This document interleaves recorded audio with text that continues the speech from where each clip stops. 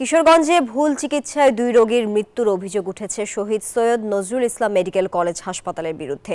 এই ঘটনায় এক নার্সকে বরখাস্ত করা হয়েছে। ঘটনা তদন্তে কমিটি গঠন করেছে হাসপাতাল কর্তৃপক্ষ। টিটু দাসের তথ্য ও চিত্রে ডেস্ক রিপোর্ট।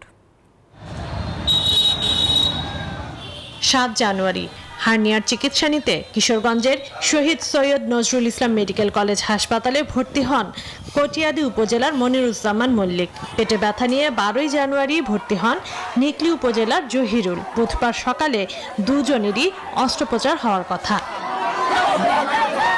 পূর্ব প্রস্তুতি হিসেবে সকাল 7:30টায় senior staff nurse Nadira Begum দুজনকে অ্যানেস্থেসিয়া দেন।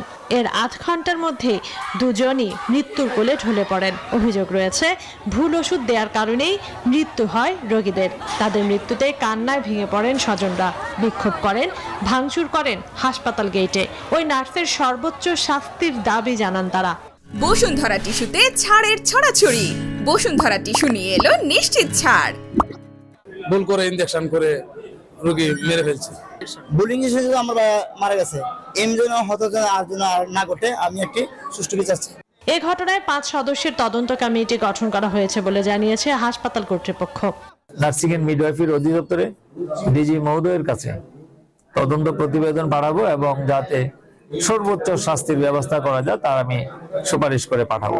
তদন্ত সাপেক্ষে এ ব্যাপারে আইনানুগ ব্যবস্থা নেওয়া হবে বলে জানিয়েছে পুলিশ। 2 জন রোগী মারা গেছে, এই সংবাদ শুনে আমরা তাৎক্ষণিকভাবে আসি। এগুলোর পরিস্থিতি স্বাভাবিক আছে, তদন্ত সাপেক্ষে ব্যবস্থা নেওয়া হবে।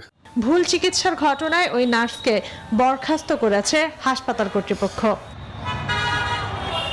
Desk report, news 24।